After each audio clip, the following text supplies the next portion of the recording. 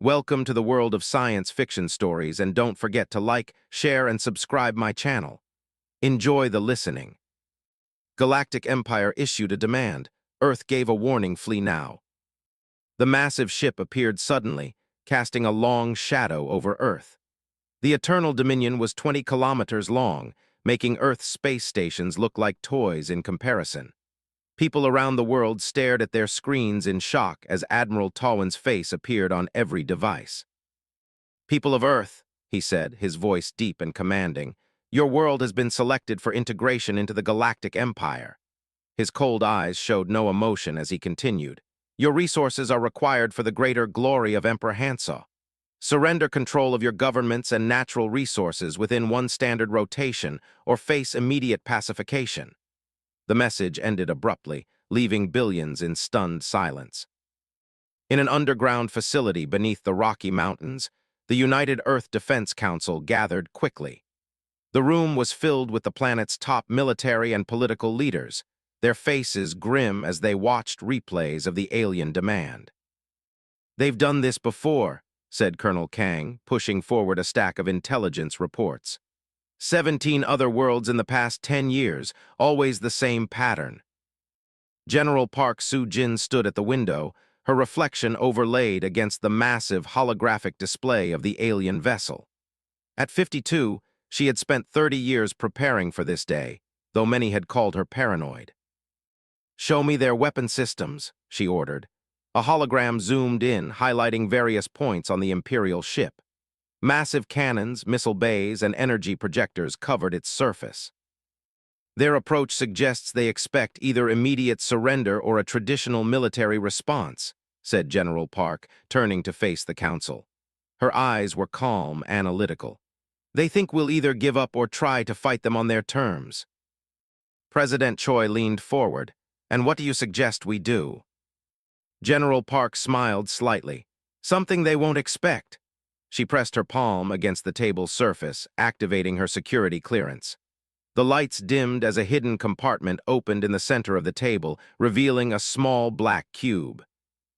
15 years ago, we discovered something in the Antarctic ice, something that changed everything we thought we knew about our place in the universe."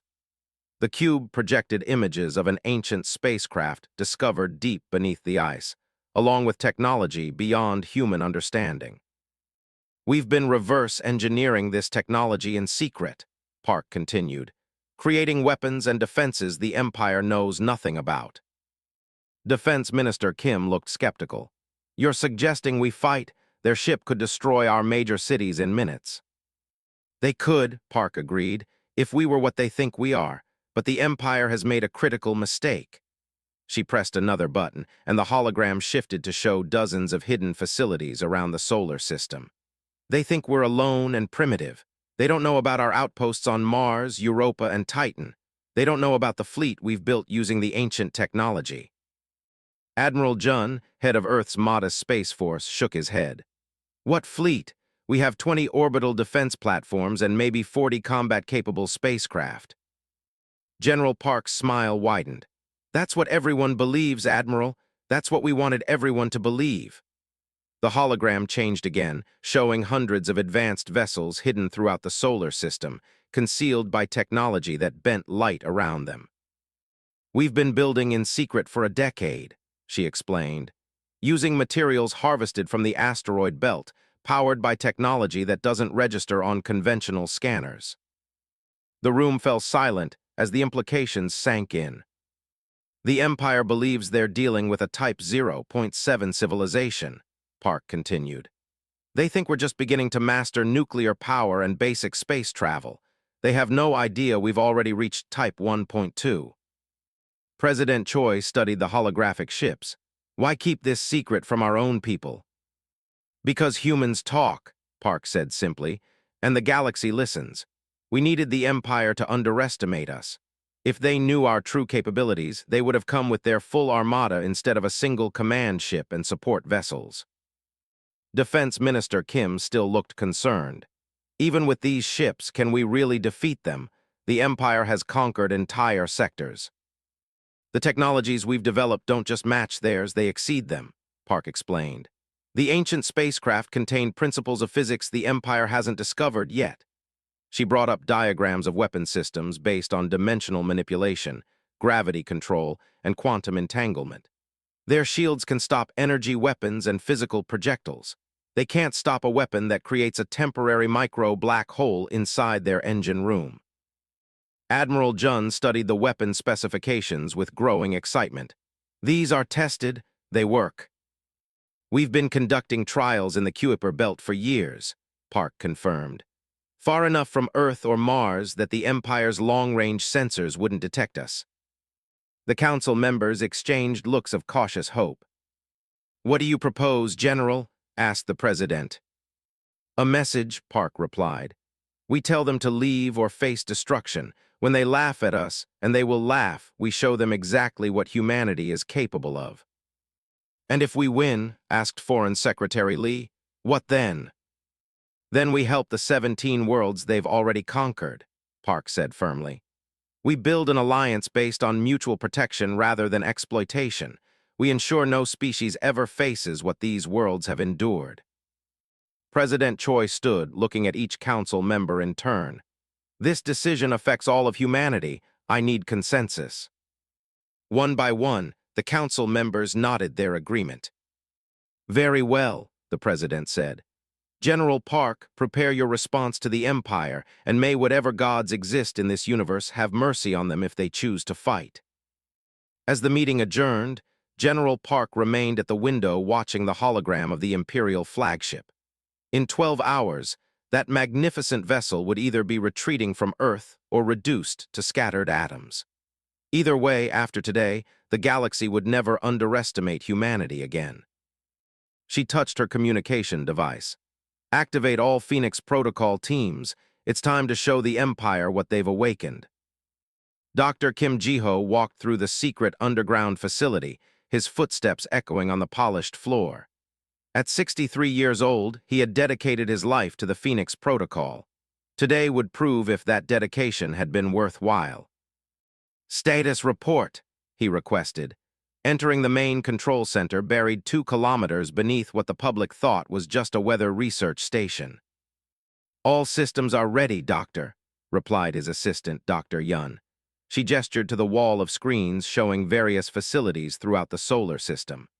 "Mars Base Prime reports all ships powered and crews ready. Europa Station confirms the Lazarus array is at 98% charge." Dr. Kim nodded, his face showing little emotion despite the enormity of what was happening. The truth about humanity's technological advancement was known to fewer than 5,000 people across Earth. Everyone else believed the public story, that humans were still struggling with basic fusion power and short-range space travel. The truth was far different. In 2087, a team of physicists working in an abandoned mine in Finland had accidentally opened a tiny tear in reality while testing a new particle accelerator. What they found on the other side changed everything. The quantum realm wasn't just theory. It was an accessible dimension with its own physics, its own rules, rules that could be applied to our world with staggering results. "Show me the fleet," Dr. Kim requested. Dr. Young entered a command, and the main screen displayed the vast hidden shipyard beneath the surface of Mars. 300 vessels of various sizes waited in underground docks, their hulls made of materials that absorbed rather than reflected scanning waves. The largest was barely a kilometer long, small compared to the Empire's massive ships, but size was deceptive. "Dimensional displacement drives are functioning at optimal levels," reported Dr. Young, reading from her tablet. "Phase shift capabilities tested and ready, quantum torpedoes armed." Dr. Kim remembered the early days when they'd first understood what they had discovered. The Finnish team had brought in theoretical physicists from around the world, sworn to secrecy. When the first practical applications became clear, world governments had been quietly informed. For once in human history, nations had agreed on something. This knowledge had to be protected and developed in absolute secrecy. "The council is assembling now," Dr. Yun informed him. "They're expecting your briefing in 10 minutes. Dr. Kim straightened his simple gray uniform. "Have the data packets ready. They'll need to understand our full capabilities before deciding how to respond to the Empire. As they walked to the council chamber, they passed dozens of scientists and engineers, all working calmly despite the alien ship hanging above Earth. These people had been preparing for this day for decades. "Do you think the Empire has any idea?" asked Dr. Yun quietly. Dr. Kim shook his head. "Their reconnaissance has always been conventional.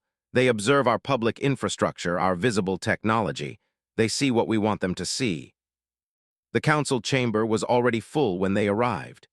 President Lee Hai-jin sat at the head of the table, her face showing the strain of the past few hours. Around her sat the Defense Council, 12 men and women representing Earth's combined military and scientific leadership.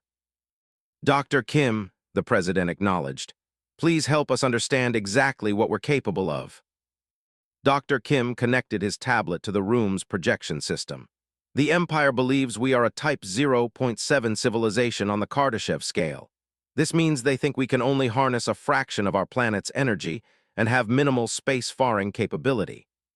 Images appeared showing the Empire's scanning patterns over the past decade. "What they don't know is that we achieved Type 1.2 status in 2115. We can harness all of Earth's energy, plus significant energy from our sun." He brought up schematics of the hidden power collectors orbiting between Mercury and the sun, perfectly positioned to remain in the sun's glare from the perspective of deep space observers. "Our fleet consists of 300 ships with crews of 20 to 50 personnel each.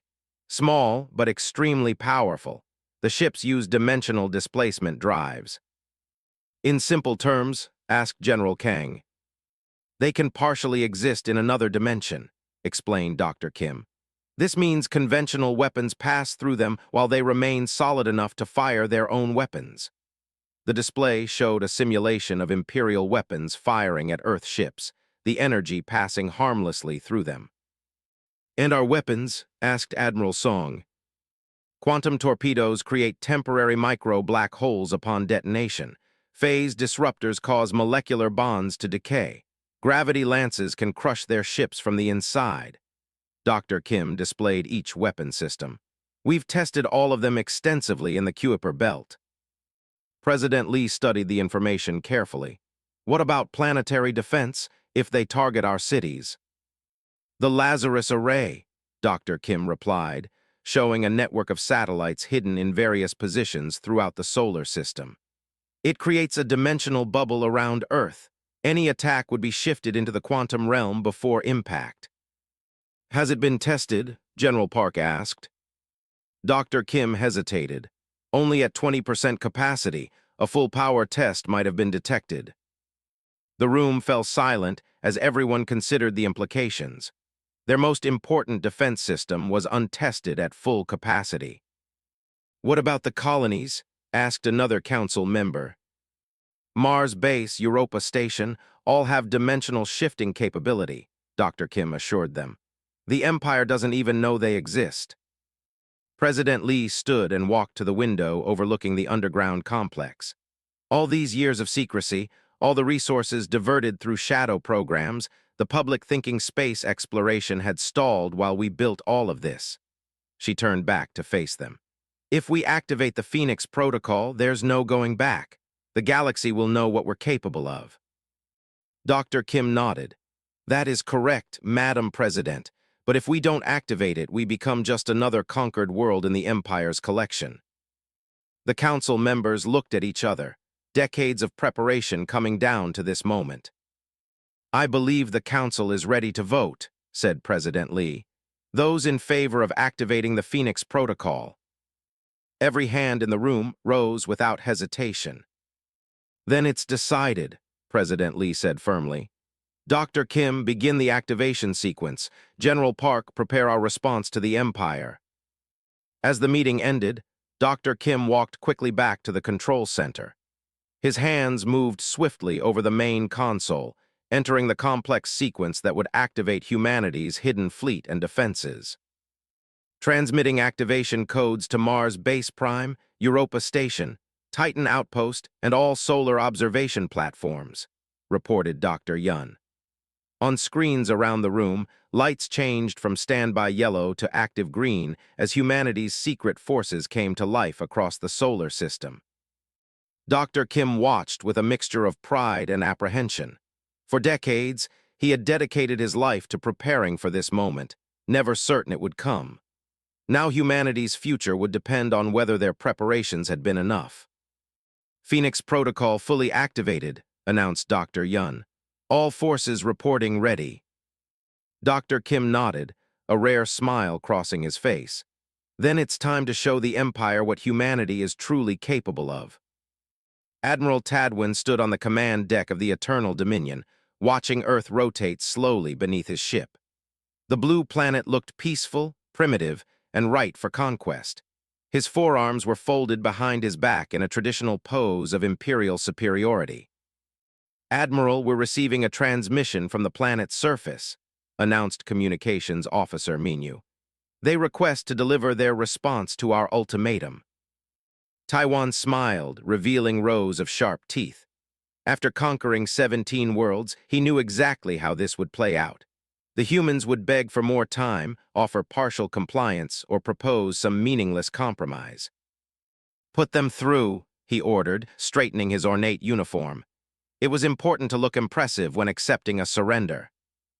The main view screen flickered to life, showing a single human female in a simple green military uniform. No decorations, no elaborate backdrop, just a plain wall behind her. Taiwan was immediately puzzled. Where were the world leaders? The tearful diplomats? This was not how conquered species typically responded. The woman spoke without introduction or pleasantries. "The people of Earth have considered your demand and would like to issue a counter-proposal. Withdraw your forces immediately and never return. You have 6 hours to comply." For a moment, the bridge fell completely silent. Then laughter erupted from the Imperial officers. Taiwan himself couldn't contain his amusement, his mandibles clicking rapidly, the equivalent of a human chuckle. "I don't believe I caught your name or title," he said once the laughter died down.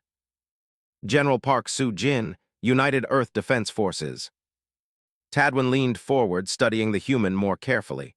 Her face showed no fear, no uncertainty, just calm determination. It was unsettling. "General Park," he said, infusing his voice with condescension, "perhaps you don't understand your situation.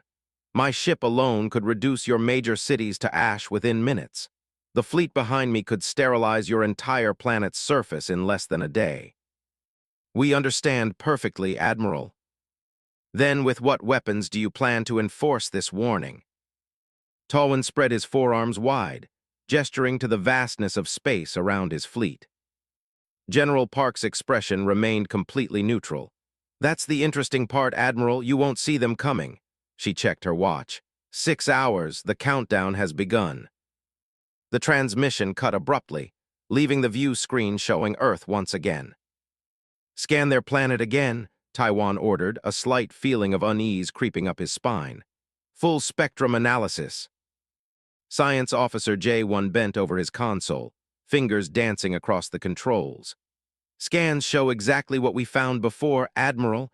Rudimentary satellite network, primarily for communication and weather monitoring. Some basic orbital platforms, likely for scientific research. 18 small spacecraft with nuclear propulsion systems, nothing that could approach our velocity or firepower." "What about hidden bases, underground facilities?" "We detect approximately 40 military installations buried beneath the surface, Admiral, but none with energy signatures, suggesting advanced technology. Their most powerful weapons appear to be fusion-based explosives with primitive delivery systems." Lieutenant Sun Wu, the tactical officer, laughed openly. "They're bluffing, Admiral. It's a desperate attempt to buy time." Tadwin walked slowly around the command pit, considering the situation. In his 60 years of military service, he had overseen the conquest of 7 worlds personally. Each time, the pattern was similar: desperate pleas, futile resistance, then surrender. None had ever issued a threat like this. "Could they have allies?" he asked suddenly. "Check for communication signals leaving the solar system." Communications Officer Minyu shook his head. No transmissions detected beyond their local system, Admiral. And Imperial intelligence confirms they have had no contact with space-faring civilizations prior to our arrival. Taiwan stared at the viewscreen at the seemingly defenseless blue planet. Something didn't feel right. The human general had been too confident, too calm. "What do we know about this General Park?" he asked. Intelligence officer Dalji consulted her files. "Very little, Admiral. She doesn't appear in any of our preliminary intelligence reports on Earth's military leadership." That was even more puzzling. The Empire prided itself on thorough reconnaissance before invasion. They should have profiles on every significant military leader. "Perhaps she's newly appointed," suggested Commander Dasak, his second in command. "Elevated to her position after our arrival as a desperate measure." That made sense. Faced with an overwhelming threat, the humans had probably promoted someone, anyone, to handle the crisis. "It doesn't matter," Tadwin decided, pushing aside his unease. "Prepare the landing craft. We'll begin with their largest population centers, standard procedure. Target military installations first, then government buildings, then infrastructure." "Yes, Admiral," responded multiple officers. "And what about their ultimatum?" asked Commander Jai quietly. Taiwan waved one of his 4 hands dismissively. "Let them count down their 6 hours. It will give us time to prepare properly." As his crew rushed to prepare for the invasion, Tadwin returned to the viewing platform. Something about the human general's confidence still bothered him. He had conquered enough worlds to recognize fear, even when hidden behind bravado. The general had shown no fear at all. "Admiral," called Science Officer J1, "I've been analyzing their known weapons capabilities. Even if they deployed every nuclear device in their arsenal, they couldn't damage our fleet significantly. Our shields would absorb the impacts easily." "And their conventional forces?" "Primitive aircraft, ground vehicles with basic projectile weapons. Nothing that could harm even our smallest scout ships." Taiwan nodded, feeling somewhat reassured. Still, as a precaution, he ordered, "Move the support vessels back to the outer orbit of their moon. Keep only the Eternal Dominion and 2 escort ships in direct Earth orbit." Commander Gayak looked surprised. "You think they might actually have something capable of attacking us?" "No," Taiwan replied, not entirely truthfully. "But there's no need to cluster our forces. Standard military procedure." As the hours passed, tension on the bridge gradually decreased. The crew returned to their normal routines, occasionally making jokes about the humans' empty threat. 4 hours into the countdown, Taiwan allowed himself to relax as well. Nothing had changed. Earth's limited military forces remained in their bases. No unusual energy signatures had been detected. "Arrogant primitives," he muttered, returning to his command chair. "Prepare the first wave of landing craft. We'll begin the moment their ridiculous deadline expires." "Yes, Admiral," Commander Jayak acknowledged, then hesitated. "Admiral, should we try to capture this General Park? Her behavior suggests unusual psychology for the species." Taiwan considered this. "Yes, add her to the priority capture list. I'm curious what made her think she could threaten the Empire." As preparations for the invasion continued, Admiral Taiwan watched Earth's rotation bring night to the continent where General Park had transmitted from. Soon darkness would fall over that region, and shortly after, Imperial landing craft would descend through those same skies. By morning, the humans would understand the futility of resistance. By the end of their week, their world would be fully under Imperial control.